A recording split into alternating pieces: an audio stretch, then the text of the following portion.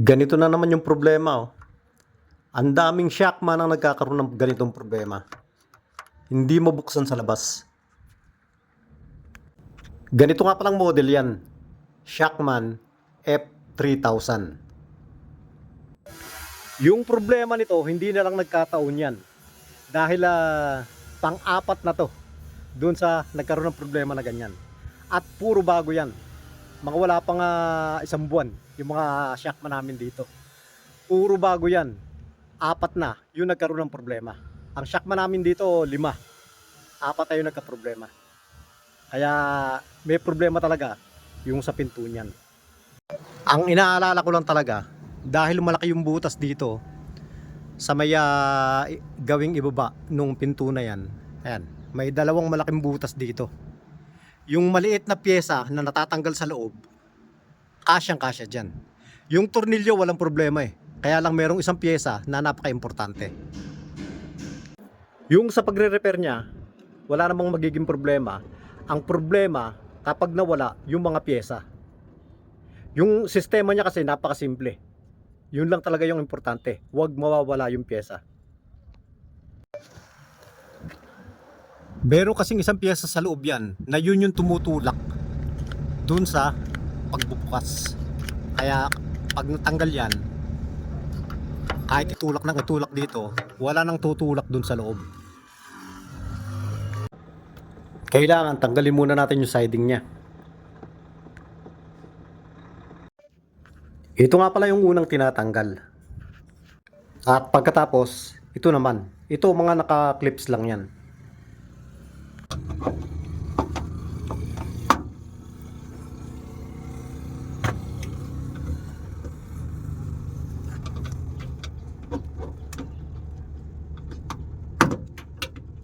Yun nga palang mga plastic na ganito, yung tornilyuhan, nagkakalaglag yan, maluluwag. Ito naman, madali lang itong tanggalin at naibabalik din naman ng maayos.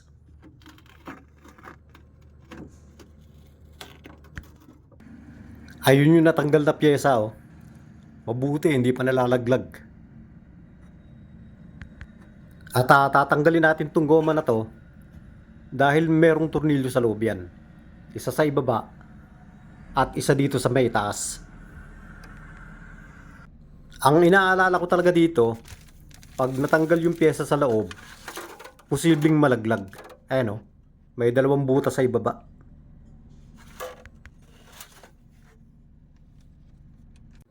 At ito naman yung sinasabi kong tornilyo. Medyo nakakainis tanggalin to dahil sobrang higpit yung ginawa nila. At malambot yung metal ng tornilyo. Kaya pagka dumaples, problema na. Maobliga kang barinahin yan.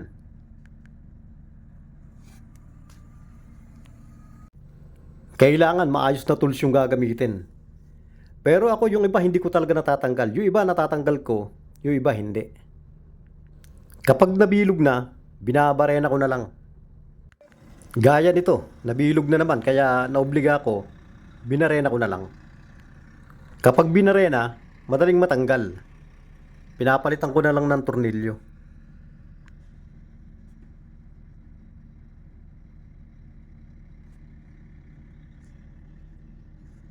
At yung mga linkage, tinatanggal ko. Madali lang naman tanggalin.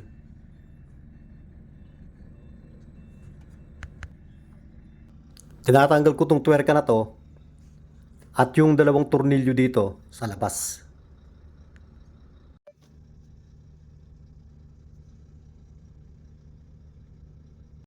At ito naman yung ibinigay sa akin ng driver. Ito daw yung nakuha niya nung malaglag. Ito yung mga pyesa nung key cylinder. Ayan o. Merong mga maliliit na spring yan. Ang nakuha nga pala niya, 5 piraso na lang. Pero dito, 6 yung kabitan.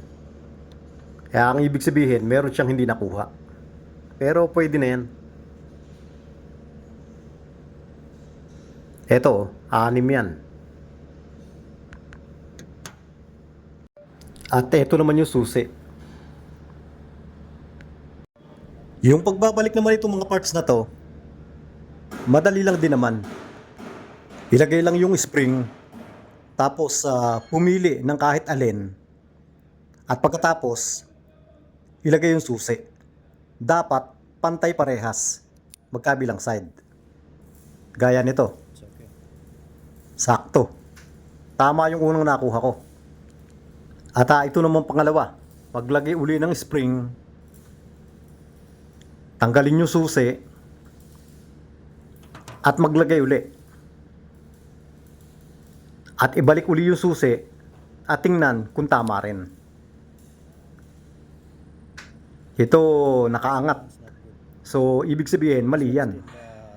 Kaya kailangan tanggalin muna natin uli yan. Kailangan tanggalin uli yung susi dahil hindi mabubunot yan. Palitan uli natin at subukan uli. This one also not good. See, Nakaangat pa rin eh oh. this one is higher. Mali pa rin yan. This one is up. Oh. So, Try uli tayo ng iba. others.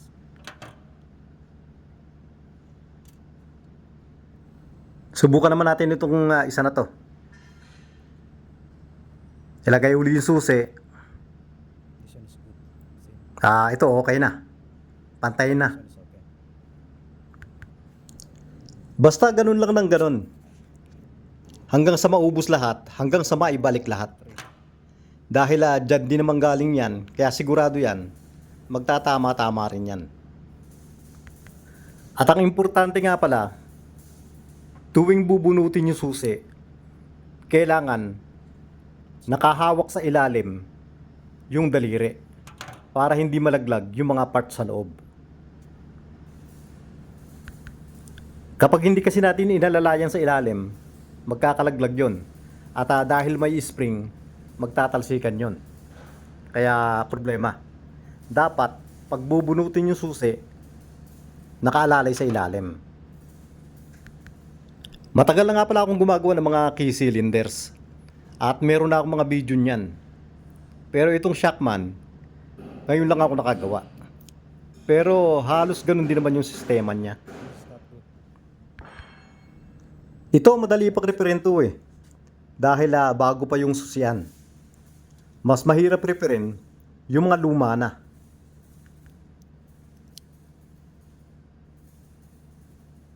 It's okay. Okay na yung iba.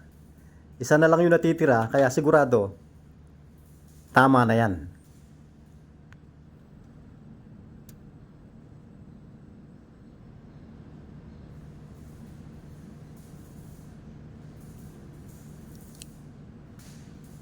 Okay na. Pantay na kabilaan. It's okay na. Ganito kasi yung sistema niyan. Pag may nakausli, sasabit yan dyan. Ganun lang yun. Eto na siya ngayon. Nilagay ko na rin yung spring. Ayan. At pagkatapos, ito naman.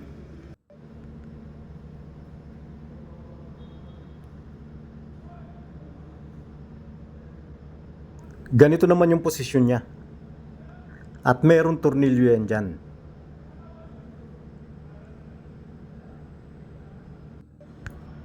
Eto na yung tornilyo niya. Hinigpitan ko na ng husto yan. At pagkatapos, nilagyan ko na silicone. Para hindi na umikot.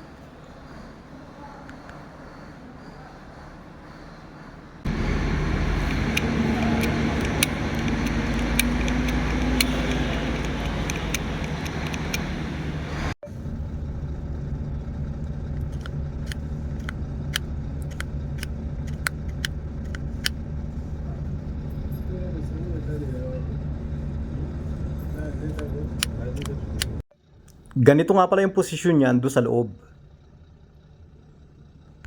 At itong part na to, merong korte yan doon sa kabitan. At mahirap ilapat yan doon sa loob. Masikip. Kaya ang ginagawa ko, nilalagyan ko ng tornilyo. Para may mahahawakan ako sa paglalapat. Yung mahabang linkage nga pala, kinakabit ko na agad bago ko ilagay yung door handle.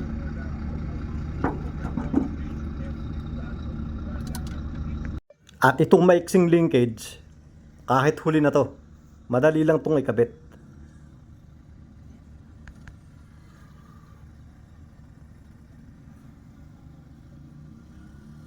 At ito nga pala yung tornilyo na binarena ko. Matatanggal naman yan eh.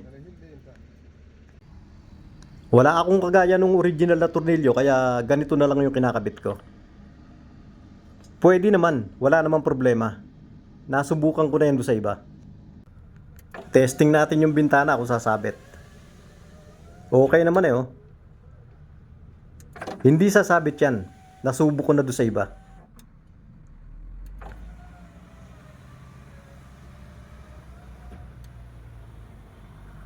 At itong mga plastic na to, doon sa may tornilyuhan, i-check mo nang mabuti bago ikabit yung siding.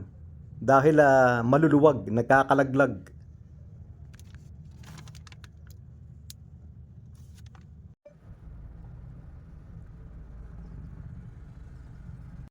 Yung mga tornilyo naman, isa lang yung mahaba. Yung dito lang. Yung iba, pare-parehas na yung tornilyo.